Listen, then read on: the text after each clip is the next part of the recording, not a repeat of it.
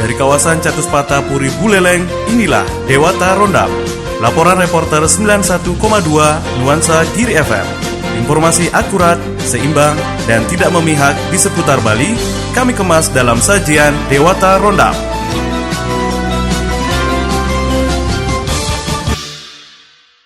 Saya jelaskan semua ya. Coba didengarkan dulu. Saya jelaskan semua kepada para pihak yang hadir di sini. Hari ini adalah pemeriksaan setempat. Hanya memeriksa benar tidak ada objeknya dan memastikan batas-batas. Ini tidak objek sengketa yang dimaksud. Belum putusan, siapa yang punya, siapa yang berhak, belum diputuskan. Itu ya. Jadi semua harap tenang supaya kita bisa melangsungkan pemeriksaan setempat ini dengan baik. Tidak ada kesalahan gitu ya. Sanggup tertib ya. Demikianlah suasana saat pemeriksaan setempat yang dipimpin Ketua Majelis Hakim Pengadilan Negeri Singaraja Nimade Kusandari terhadap gugatan tanah milik Desa Adat Buleleng. Bertempat di lingkungan Banjar Adat Peguyangan, Kelurahan Astina, Kecamatan Buleleng, Kabupaten Buleleng, Senin 5 September. Tampak puluhan pecalang dari 14 Banjar Adat di Desa Adat Buleleng hadir, menyaksikan dan mengamankan pemeriksaan setempat. Ini agak masuk ini ya, anaknya. Di tempat kita berdiri sekarang. Sampai di sini? Sampai di sini atau sampai di tembok? Sebetulnya tapi pengukurannya oleh beliau kenapa Nah, yang gambar ini, yang saya tanyakan sampai sini ya. Kelian Desa Adat Buleleng Nyoman Sutrisne menjelaskan, sengketa ini berdasarkan dari penggugat yang mempunyai 2 anak yang tinggal serumpun dan penggugat kawin keluar Bali, sementara rumahnya ditempati oleh kedua anak penggugat. sengketa ini dasarnya ini suatu keluarga. Sekali lagi Pak Dodi Irianto ini mempunyai anak 2, yaitu Bangkit dengan Teguh. Nah, dua-duanya ini dalam satu rumpun. Nah, karena Pak Dodi istilahnya kawin keluar lagi, ya, yang menempati anak-anaknya. Nah, dengan anak-anaknya lah digugat. Yang digugat pertama adalah klien Desa Adat Buleleng. Yang kedua dan ketiga, tergugat kedua dan ketiga adalah anaknya. Nah, 3 tergugat ini sekarang ini sudah memproses. Sekali lagi kami sampaikan bahwa sudah pernah di kepolisian terjadi SP3. Yang kedua sudah terjadi di PN, terjadi NO. Ya, yang ketiga ini dalam proses. Ya, karena ini sudah proses dari awal dari pidana, sudah SP3, dilanjutkan ke perdata.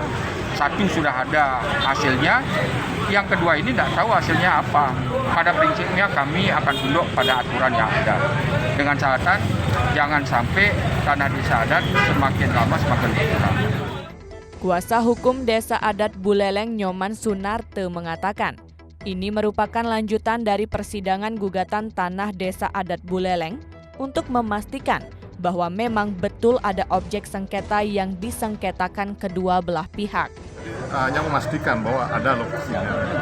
Nah, tadi dari hasil pemeriksaan persidangan, kita sudah tunjukkan bahwa lokasi yang digugat oleh Pak Dodi Irianto itu merupakan tanah PKD milik Desa Adat Buleleng. Nah, selama ini yang dipakai dalil oleh Pak Dodi untuk mengajukan gugatan adalah berdasarkan padol. Ada akte jual beli, dulu istilahnya padol. Nah, padol itu sudah jelas-jelas disebutkan bahwa yang diperjualbelikan adalah sebuah bangunan yang terletak di atas tanah pekarangan desa gitu. Berarti bukan tanahnya nih? Bukan tanahnya gitu. Jadi menurut keterangan ahli pun kemarin di persidangan yang diajukan oleh penggugat, sudah secara nyata dan jelas-jelas disebutkan bahwa yang diperjualbelikan adalah bangunan rumah yang terletak di atas tanah pekarangan desa. Jadi kalau tanahnya itu adalah jelas merupakan tanah milik Desa Adat Buleleng. Sementara itu, Wayan Surate selaku pengacara penggugat Doni Irianto menjelaskan, pihaknya melakukan upaya hukum karena kliennya merasa terzolimi. Karena ini adalah dasarnya jual beli berdasarkan padol, itu yang menjadi kami melakukan upaya hukum karena kami merasa klien kami merasa memiliki padol itu kan sudah jelas nyata itu adalah merupakan akte yang otentik yang sudah diberikan keterangan oleh ahli di dalam persidangan. Itulah menjadi dasar kami melakukan upaya hukum karena kami klien kami merasa tersulit dalam hal ini oleh penguyangan. Seperti diketahui bahwa upaya hukum yang pernah dilakukan oleh penggugat di Pengadilan Negeri Singaraja dalam perkara nomor 497-PDTG-2020-PN Singaraja. Gugatan penggugat saat itu dinyatakan putusan NO yang artinya tidak dapat diterima karena Pengadilan Negeri Singaraja tidak berwenang mengadili tentang pembatalan sertifikat.